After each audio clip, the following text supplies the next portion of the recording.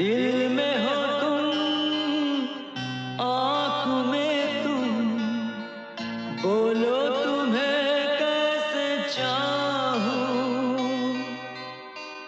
पूजा करूं, सजदा करूं, जैसे कहो वैसे चाहूं, जानू मेरी जान। हेलो दोस्तों, मैं हूं सुजैन और स्वागत है आप सभी का हमारे चैनल के लेजेंड्स पर।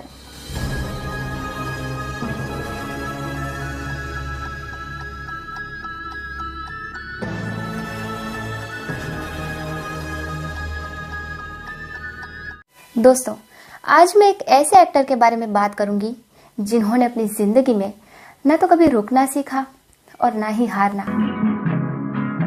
रुक जाना नहीं तू कहीं हार के। वो एक अच्छे एक्टर और एक अच्छे इंसान होने के साथ साथ यारों के यार थे। यारी मेरी कहती है यार पे कर दे सब कुर्बान, कुर्बानी कुर्बानी कुर्बानी। लेकिन वो कहते हैं ना कि ऊपर वाला अच्छे इंसानों को बहुत जल्दी बुला लेता है। उनकी जिंदगी में भी कुछ ऐसा हुआ। बहुत कम उम्र में उनकी जिंदगी ने उनसे बेवफाई कर ली। जिंदगी तो बेवफा है, मौत महबूबा है अपने,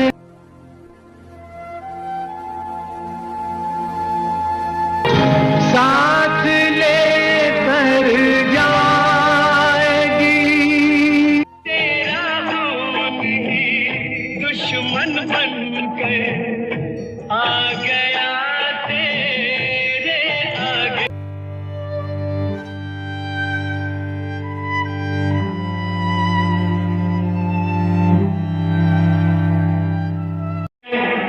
जीने का तेरे सहारे। अब तो आप समझ ही गए होंगे कि मैं किस एक्टर के बारे में बात कर रही हूँ। जी हाँ दोस्तों, मैं बात कर रही हूँ फिल्म इंडस्ट्री के सबसे हैंडसम और दमदार पर्सनालिटी वाले एक्टर विनोद खन्ना की। हम तुम्हें चाहते हैं से, ये खिड़की जो बंद रहती है, साथिया तू मेरे सपनों का मीत है। विनोद खन्ना, जिनकी एक मुस्कान पे लड़कियां ये कहती थीं, मैंने तुझसे प्यार किया है, इसमें मेरी खता नहीं। विनोद खन्ना, फिरोज खान और अमजद खान ये तीनों बहुत ही अच्छे दोस्त थे। लेकिन ये भी इत्तेफाक है कि इन तीनों की डेथ एक ही तारीख को हुई, यानी 27 को। एक लॉरी ने उड़ा दिया। लॉरी का नंबर तो नहीं लिया होगा ना? आपके दोस्त भी आपके साथ ही होंगे। हाँ। तुझ पे कुर्बा मेरी जान, मेरा दिल मेरा। आप दोस्ती को कितना महत्व देते हैं? मैं दोस्त को अपनी फैमिली मेंबर जितना महत्व देता हूँ। दोस्त के लिए सब कुछ कर सकते हैं? हाँ, अगर ज़रूरत पड़े दोस्त के लिए जान भी दे सकता हूँ। क्या आपने कभी ऐसा किया है? मैं कई बार मरते मरते बचा हूँ दोस्तों के लिए, लेकिन मैं उसके बारे में बोलना नहीं चाहता। बोल दिया तो फिर दोस्ती खत्म हो जाती है। खत्म हो जाती है, सही कहा। दुनिया में एक ही तो दोस्त मिला है, तुझे मार दूंगा तो खुद कैसे जीऊंगा। तुम दोनों की दोस्ती आजमाने का असली मौका तो अब आया है। जिंदगी तो साथ में गुजारी है, अब जरा साथ में मर के। मौत से कौन डरता है शंकर कथूरिया? मौत तो एक दिन सबको आती है। कहा जाता था कि विनोद खन्ना अगर फिल्म इंडस्ट्री नहीं छोड़ते दोस्तों, तो शायद वो आज अमिताभ बच्चन की जगह पर होते। मेम साहब, क्या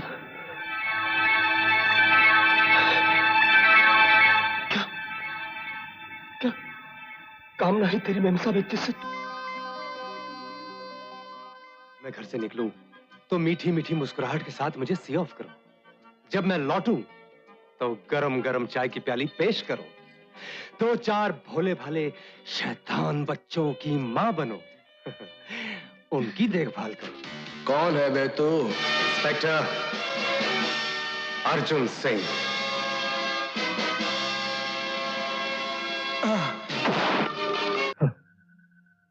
जिंदगी की परवाह वो लोग करते हैं जिन्हें मौत से डर लगता हो। मैंने जब से होश संभाला है, खिलौनों की जगह मौत से खेलता आया हूँ।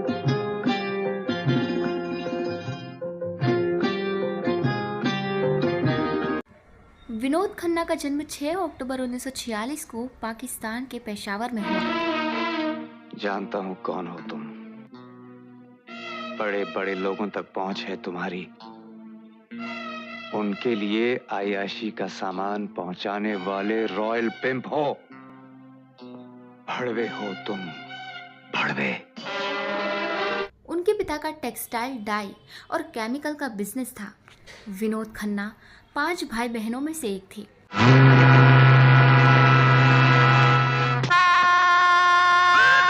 Shut up, you bastard! देखते नहीं कि हम बात कर रहे हैं।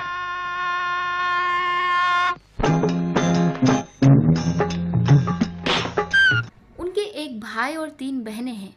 आज़ादी के समय हुए बंटवारे के बाद इनका परिवार पाकिस्तान से मुंबई आकर बस गया। बम्बई से आया मेरा दोस्त, दोस्त को सलाम करो। भाई साहब, आपको शराफत से काम ले रहे हैं। आपने कुछ और ही कहा था। सुनना चाहते हो? अगर आपको एतराज न हो तो। मुंबई और दिल्ली में स्कूली पढ़ाई के बाद कॉलेज के दिनों के दौरान विनोद खन्ना इंजीनियर बनना चाहते थे। वो साइंस के स्टूडेंट थे। वहीं उनके पिता चाहते थे कि वो कॉमर्स लें और पढ़ाई के बाद घर के बिजनेस से जुड़ें। विनोद खन्ना बचपन में बेहद शर्मीले थे। वादा कर ले साजना, तेरे बिन मैं न रहूं, मेरे बिन तू न रहे होगे। स्कूल के दौरान एक टीचर ने उन्हें ज़बरदस्ती एक नाटक में उतार दिया, पर नाटक में अभिनय करना उन्हें बेहद अच्छा लगा। बोर्डिंग स्कूल में पढ़ाई के दौरान विनोद खन्ना ने 16वां साथ और मुगले आजम जैसी फिल्में देखी। मैंने तुझसे प्यार किया है, इसमें मैं। और इन फिल्मों ने उन पर गहरा असर छोड़ा। विनोद खन्ना के पिता नहीं चाहते थे कि उनका बेटा फिल्मों में जाए। मशहूर अभिनेता सुनील दत्त की खोज थे विनोद खन्ना। छोड़ो सनम काहे कदम, हंसते रहो। इसी कार्यक्रम में सुनील दत्त की नज़र युवा विनोद खन्ना पर पड़ी। हैंडसम विनोद खन्ना को सुनील दत्त ने 1968 में फिल्म मन की मीत में विलेन के रूप में लॉन्च किया। हीरो के रूप में स्थापित होने के पहले विनोद खन्ना ने आन मिलो सजना, सच्चा झूठा जैसी फिल्मों में सहायक या खलनायक के रूप में काम किया। गुलजार के निर्देशन। इससे वो क्या, उसका बाप भी रिहा नहीं हो सकता था। तुम साले पूरी सोसाइटी के दुश्मन हो। अर्जुन! 1971 में बनी फिल्म मेरे अपने से विनोद खन्ना को चर्चा मिली और बतौर हीरो वो नजर आने लगी। ले जाइए इसे, कुछ खिला दीजिए बेचारे को। मांगे नहीं तो क्या करे? माँ तो है नहीं, बाप जेल में पड़ा है, कौन खिलाए? हीरो के तौर पर पहली फिल्म विनोद खन्ना ने मीना कुमारी के साथ मेरे अपने की थी। अरे नानी माँ, आप? हम क्या तेरे अपने नहीं हैं? कोई बात बिगड़ जाए जब कोई। विनोद खन्ना की सफलतम फिल्मों में से है 1973 में रिलीज हुई अचानक। फिल्म गुलजार साहब ने बनाई थी, जिसमें एक भी गाना नहीं था। रेडियो नहीं sir, tape recorder. Tape recorder. लेकिन फिल्म जबरदस्त हिट हुई थी। विनोद खन्ना और अमिताभ बच्चन को एक दूसरे का प्रतिबंधित कहा जाता था। हम प्रेमी प्रेम करना जाने। कहा जाता था कि विनोद खन्ना अमिताभ बच्चन के स्टारडम को चुनौती दे रहे थे। यहाँ का दादा है तू, हाँ? और इस वर्दी की वजह से चुप बैठा है, हाँ? चल देखता हूँ तेरे में कितना दम है। तो फिर इस नेक काम में देरी क्या है? अमिताभ बच्चन और विनोद खन्ना की जोड़ी को दर्शकों ने खूब पसंद किया। ठीक है, आइडिया बुरा नहीं। ये कौन है?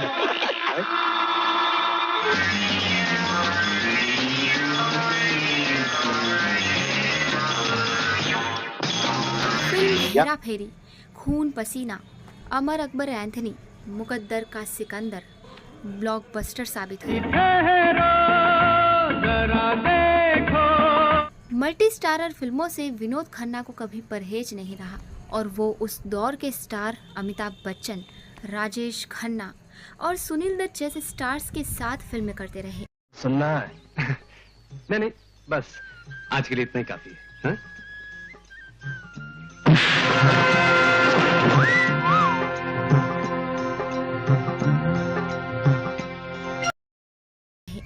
विनोद खन्ना बॉलीवुड के पहले मिस्टर परफेक्शनिस्ट थे। फिल्म मेरा गांव मेरा देश में एक्शन सीन्स को परफेक्ट बनाने के लिए उन्होंने धर्मेंद्र से कहा कि सच में मारो।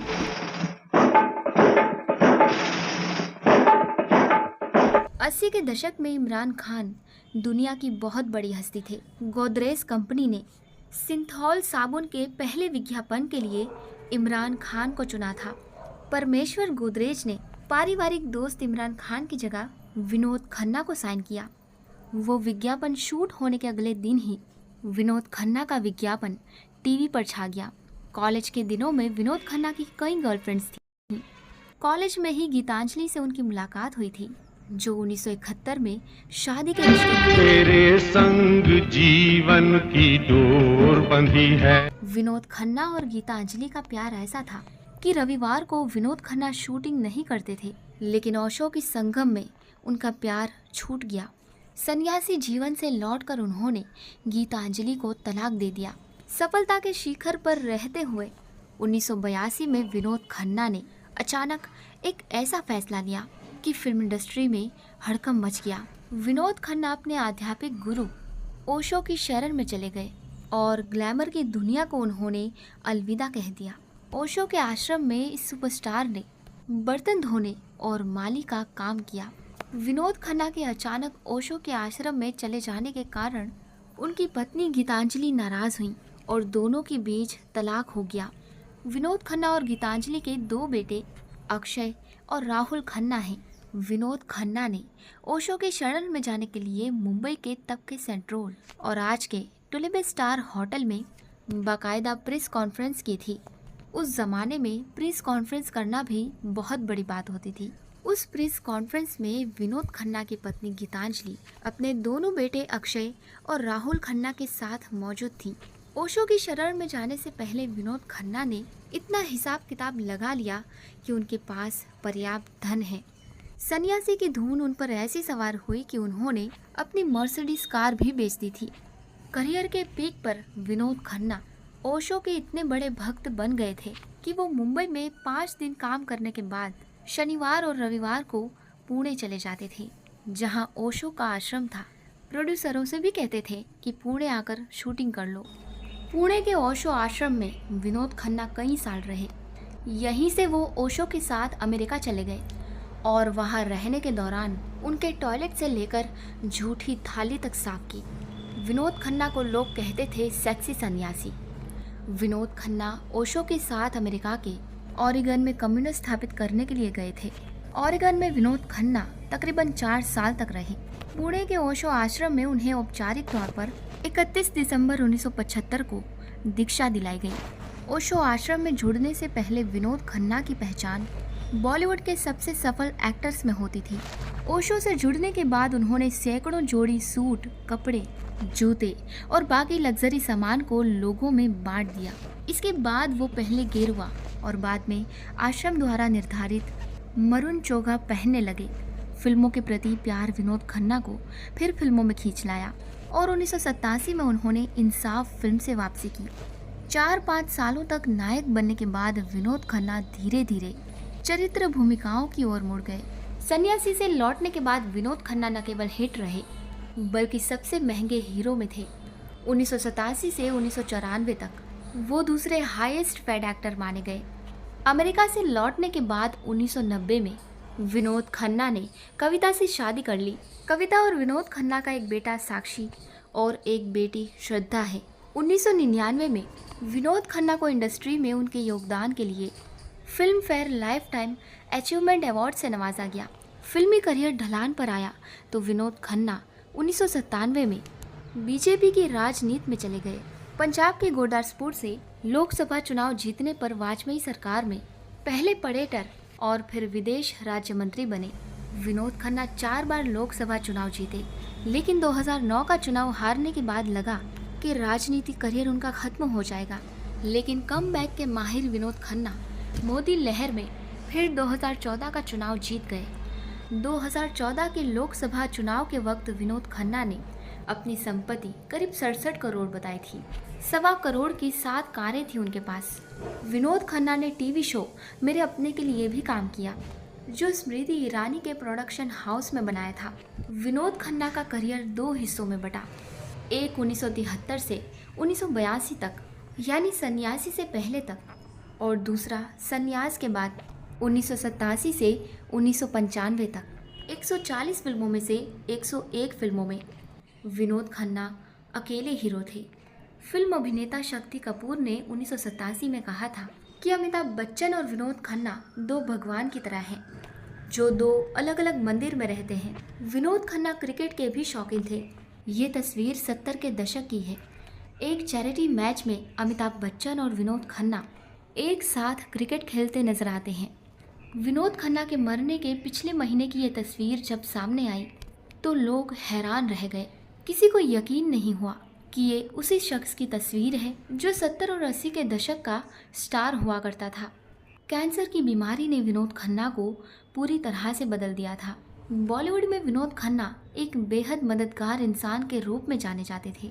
विनोद खन्ना ने महेश भट्ट को फ्लैट खरीदने में मदद की थी। महेश भट्ट ने एक पत्रिका को इंटरव्यू में बताया था कि इस मदद से मैं शर्मिंदा महसूस ना करूं, इसलिए उन्होंने मेरे भाई को इस मदद की एवज में कुछ दिनों के लिए अपना सीक्रेट भी बना लिया था। बीते ज़माने के मशहूर खलनायक रह चुके शक्ति कपूर ने एक पत्रिका को इंटरव्यू में बताया था कि जब वो इंडस्ट्री में संघर्ष कर रहे थे तब विनोद खन्ना ने रहने के लिए 3 साल तक उन्हें अपना घर दे दिया था। फिल्म कुर्बानी में विनोद खन्ना और फिरोज खान ने साथ काम किया था। ये फिल्म अपने ज़माने में काफ़ी लोकप्रिय हुई थी। ये महज इत्तेफाक है कि ठीक 8 साल पहले यानी 27 अप्रैल 2009 को फिरोज खान की डेथ हो गई थी।